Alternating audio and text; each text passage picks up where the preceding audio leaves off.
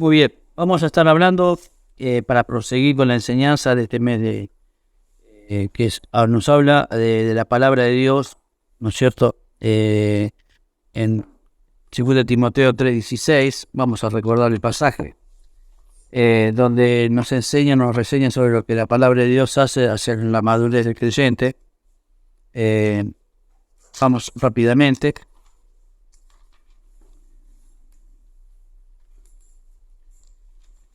2 Timoteo 3:16 dice así la palabra de Dios.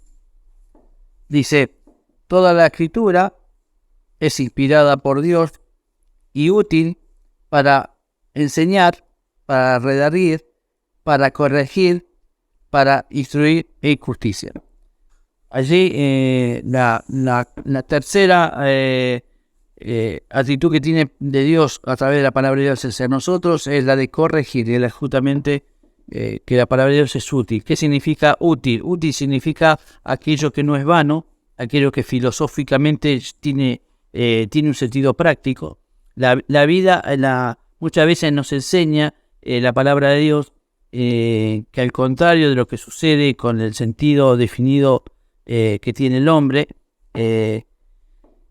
la palabra de Dios nos da un sentido definido y un propósito en la cual apunta el corazón. Con respecto a eso, vemos que la palabra de Dios tiene pleno cumplimiento de lo que, y realiza todo lo que anuncia, todo lo que determina. Antes de comenzar, vamos a hablar de 3 actitudes que debemos hacer frente a que nuestra vida tiene que hacer aceptar esas 3 actitudes que Dios proviene de Dios cuando nos corrige a través de su palabra. La palabra corregir se puede interpretar como una reprensión, una rectificación de parte de Dios hacia nuestro andar, hacia nuestro vivir como cristianos. También se lo puede tomar como una reprobación hacia nuestro camino. Es decir, ¿vieron que dice la palabra de Dios? Que al hombre le parece que algunos caminos van derechos, pero su camino es finalmente camino de muerte. Bueno, porque esa vida, esa persona, ese hombre no dejó no permitió que la corrección de la palabra de Dios lo pudiera llevar por el buen camino. Esto lo significa. Entonces nosotros debemos dejarnos corregir por la palabra de Dios. Hablando de las 3 actitudes, vamos a la primera. Debes hacer un cambio de carácter. Lo primero que nosotros debemos tomar es hacer un cambio. Cuando yo hablo de cambio, cuando la palabra habla de cambio, se quiere significar un giro de 180 grados. La forma en que se puede llegar a hacer eso se logra a través del arrepentimiento.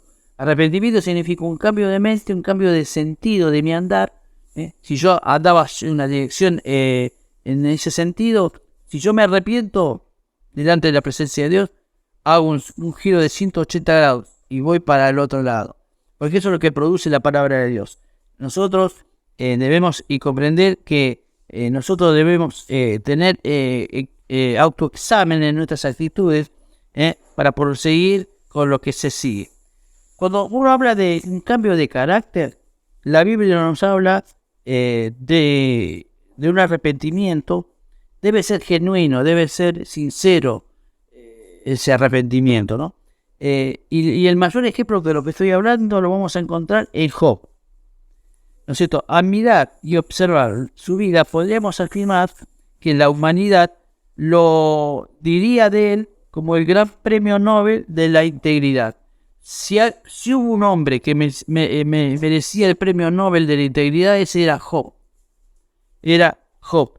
Que tenía una vida intachable, ¿no es cierto? Si nosotros vamos a Job capítulo 1, vamos a ver el carácter que tenía Job. Dice: había en la tierra de Uz un varón llamado Job, y este hombre era un hombre perfecto y recto, temeroso de Dios y apartado del mal. Mira lo que dice: era un hombre perfecto y recto, temeroso de Dios y apartado del mal. Es decir, que el mal no regía su vida, sino su vida era regida por el temor hacia Dios, el temor y su comportamiento en rectitud y en integridad hacia la palabra de Dios. Él tenía una actitud que sin duda demostraba que era un hombre íntegro en todas sus cosas. Y es lo que no vamos a estar mencionando todo, pero simplemente vamos a estar mencionando algunas cosas. Veamos cómo lo veían sus contemporáneos. Vayamos a Job capítulo 4. Vemos cómo sus contemporáneos lo veían. Fíjense si leemos capítulo 4 del 1 al 7. Dice: entonces respondió Elifaz de Manita y dijo: si probamos a hablarte, te será molesto, pero ¿quién podrá detener las palabras? He aquí tú enseñabas a muchos y fortalecías la mano de los débiles, y al que tropezaba enderezaban tus palabras, y esforzaban las rodillas de los que decaían. Mas ahora que el mal ha venido a ti, te desalientas, y cuando ha llegado hasta ti, te turbas. ¿No es tu temor a Dios tu confianza? ¿No es tu esperanza la integridad de tus caminos? Recapacita ahora, ¿qué inocente se ha perdido? ¿Y en dónde han sido destruidos los rectos? Allí vemos la opinión que tenían los contemporáneos de Job. Un hombre que enseñaba, un hombre al que tropezaban, sus palabras lo enderezaban sus sendas, enderezaban a través de su carácter. Era un hombre, un ejemplo en la sociedad. Sin duda, eso es lo que los contemporáneos veían a Job. Pero fíjense, por su situación y por los problemas y las tribulaciones por las cuales él lo llevó, su carácter lo llevó a contender con Dios. Veamos cuál es la respuesta de Dios ante Job, ante su demanda, ante su conflicto, ante su enfrentar a la voluntad de Dios. Fíjense lo que dice Job. Vayamos a Job capítulo 38. Job capítulo 38. Vamos a estar leyendo el versículo 1 al 4. Entonces respondió entonces respondió Jehová a Job desde un torbellino y dijo: es Dios hablándole a Job: ¿quién es ese que oscurece el consejo con palabras sin sabiduría? Ahora ciñe como varón tus lomos. Yo te preguntaré y tú me contestarás. ¿Dónde estabas tú cuando yo fundaba la tierra? Hámelo saber si tienes inteligencia. ¿Quién ordenó sus medidas, si las sabes? ¿O quién extendió sobre ella cordel? Sin duda, aquí Dios le está diciendo a Job: creo que de tu parte fue necio en querer contender conmigo. Hay otra parte que es todavía más, nos exalta mucho más el carácter de Dios y de la forma como Job quedó delante de la justicia de Dios. Fíjese lo que dice Job capítulo 40. Además respondió Jehová a Job y dijo: ¿es sabiduría contender con el Omnipotente? Y yo te pregunto, ¿es sabiduría contender con Dios? El que disputa con Dios, responda a esto. Entonces respondió Job a Jehová y dijo: he aquí, yo soy vil, no soy nada. ¿Qué te responderé? Mi mano pongo sobre mi boca. Una vez hablé, mas no responderé. Aún dos veces, mas no volveré a hablar. Allí Job empezó a comprender que su sabiduría, su integridad, su carácter no alcanzaba para poder justificarse delante de Dios.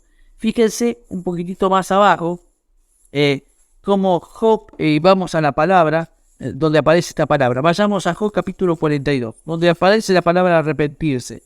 Job capítulo 42, que allí donde vamos y enfrascamos este tema del cambio de carácter. Fíjese lo que dice Job, capítulo 1 al 6, 42 del 1 al 6. Respondió Job a Jehová y dijo: yo conozco que todo lo puedes, y no hay pensamiento que se esconda de ti.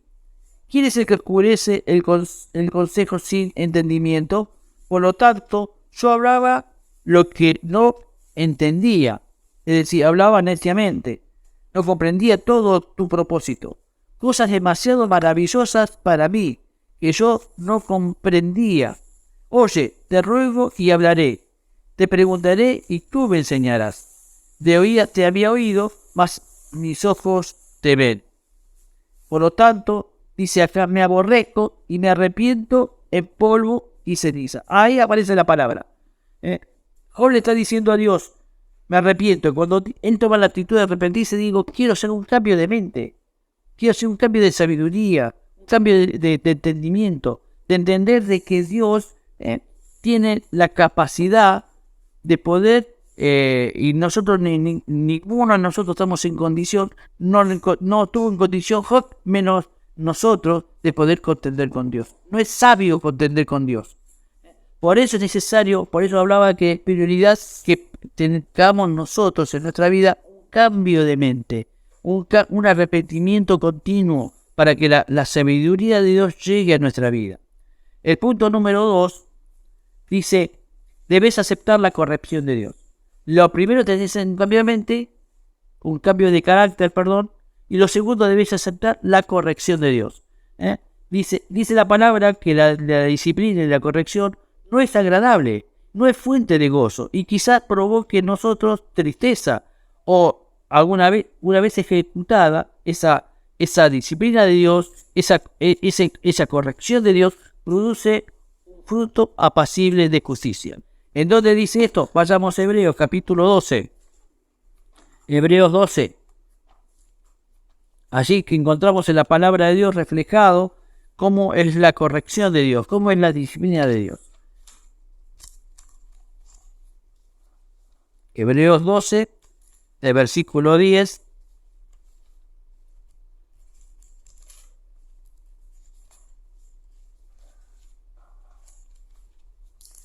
Hebreos 12, versículo 10 y 11. No vamos a hablar de todo el capítulo porque habla de la disciplina. Vamos a tomar estos dos versículos solamente, que son muy gráficos para entender lo que es la disciplina de ellos. Dice, aquellos, hablando de nuestros padres, ciertamente por pocos días nos disciplinaban como a ellos les parecía. Pues, dice, para lo que, hablando de Dios, pero para lo que no es provechoso, es decir, para nuestro beneficio, para que participemos de su santidad. Dice, es verdad que ninguna disciplina al presente parece ser causa de gozo, sino de tristeza, pero después que es ejercitada, que en nosotros actúa esa justicia de Dios, esa disciplina de Dios, esa corrección de Dios, pero después da fruto apacible de justicia a los que en ella han sido ejercitados. Eso solamente lo produce Dios en nuestras vidas. Dice que la disciplina de Dios, la corrección de Dios a veces, o generalmente, muchas veces, no causa gozo, sino de tristeza.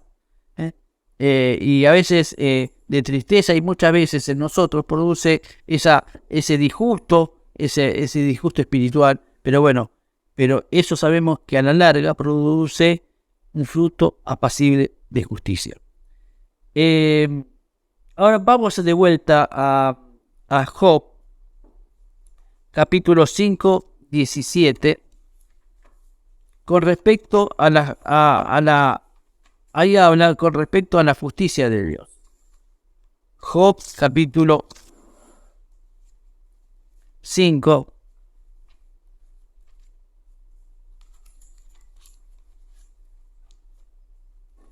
Job 5, dice así en la palabra de Dios, del 17 al 19. Dice así, he aquí, bienaventurado es el hombre a quien Dios castiga. Por lo tanto, no menosprecies la corrección del Todopoderoso, porque Él es quien hace la llaga y Él la vendará. Él hiere y sus manos curan. En 6 tribulaciones te liberará y en la 7ª no te tocará el mal. Eso si lo ponemos al cobijo, al amparo de su corrección. Vamos a tener esas bendiciones.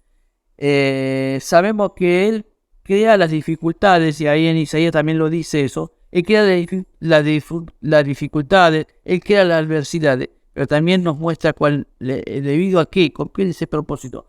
A veces no es instantáneo eso que lo vemos, pero después vamos a ver que su corrección fue con justa justicia, porque Él es siempre justo. Hay muchos salmos que nos hablan de la justicia de Dios. Su justicia es perfecta, su justicia nos hace madurar, su justicia nos hace entender que nosotros debemos hacer un cambio de carácter y aparte aceptar que viene de parte de Él. También si ustedes más adelante si quieren leer Salmo 94:12, Proverbios capítulo 3, versículos 11 y 12 y algunos otros versículos más. Pero vayamos a Efesios capítulo 4:28. Ahí Pablo nos da un gráfico, nos grafica lo que significa la corrección de Dios.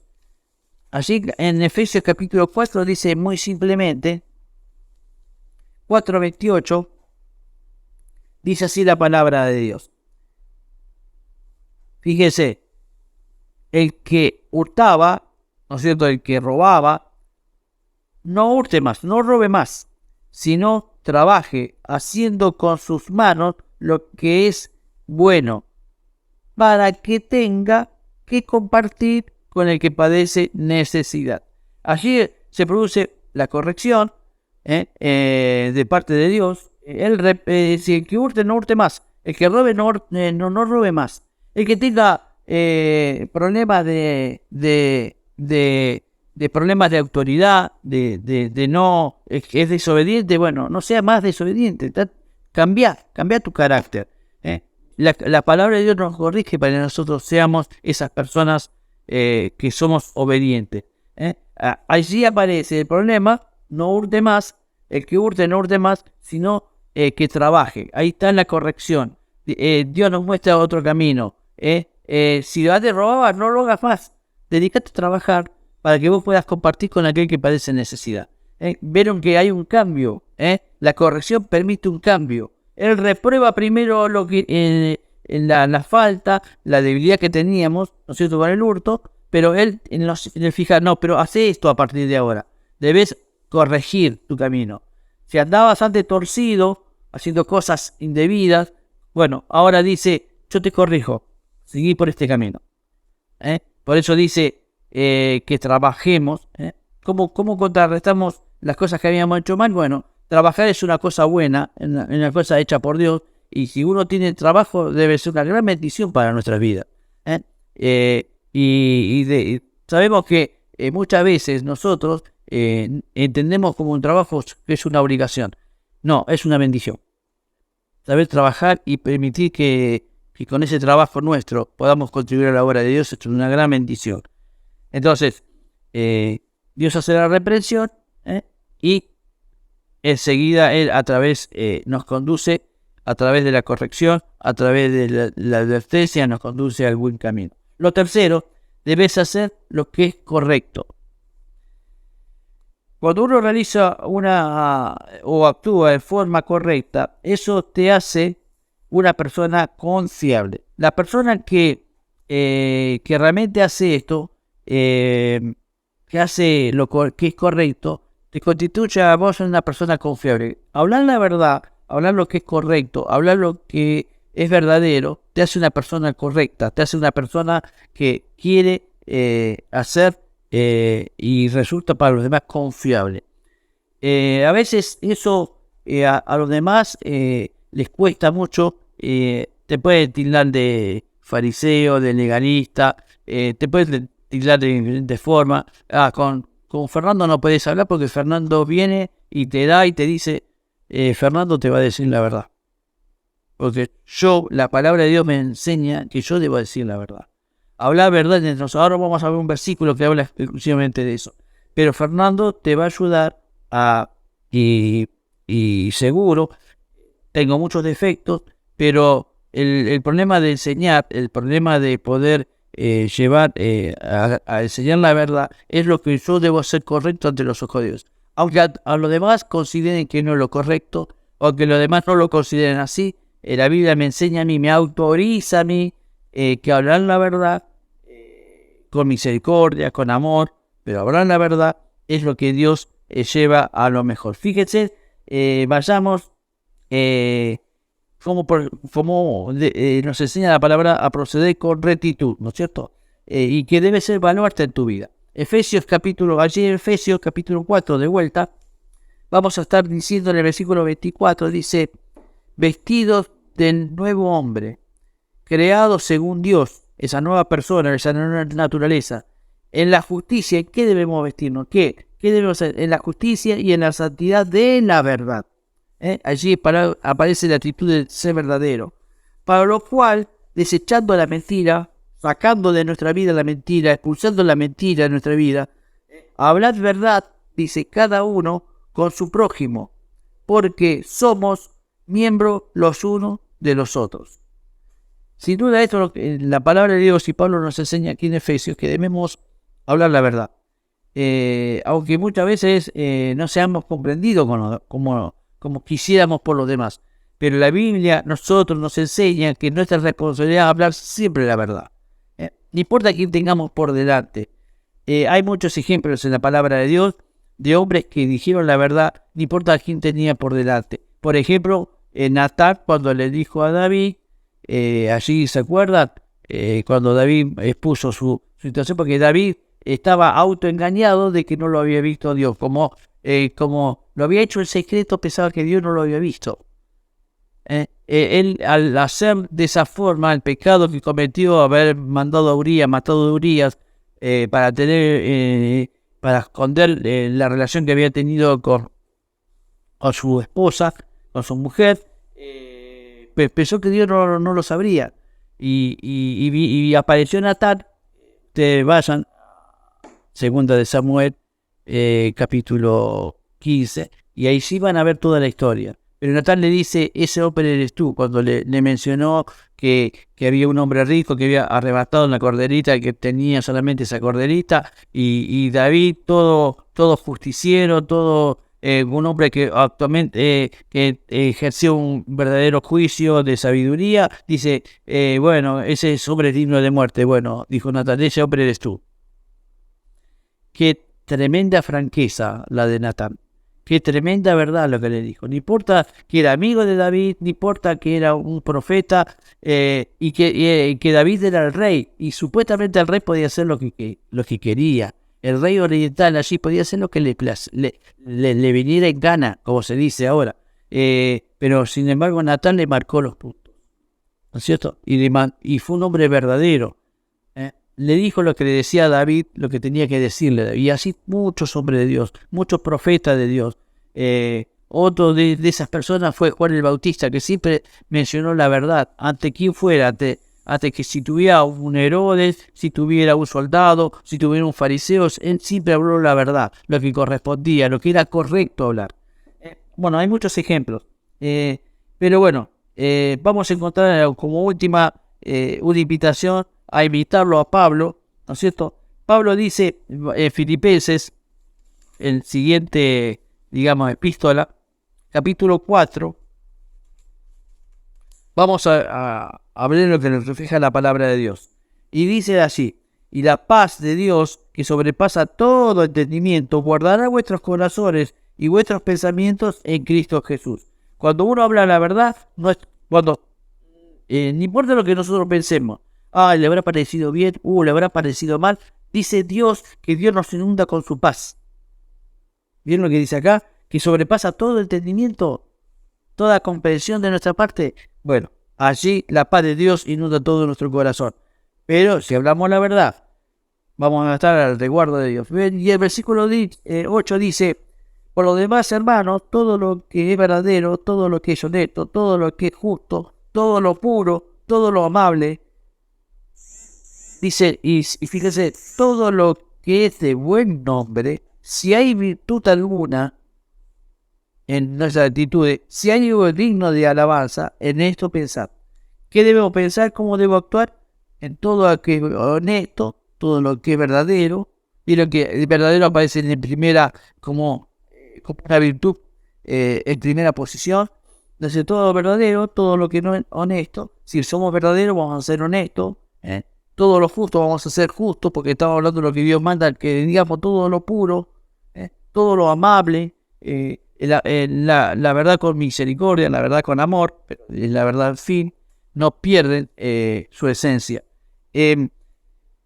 A veces cuando nos toca a nosotros dar, y te toque la oportunidad de dar un consejo, hacer lo correcto. Yo debo hacer lo correcto. Mi obligación, mi responsabilidad es hablar lo que dice la palabra de Dios, lo que menciona la palabra de Dios. Y la palabra de Dios dice que debemos hablar verdad con cada uno de los hermanos, desechando la mentira.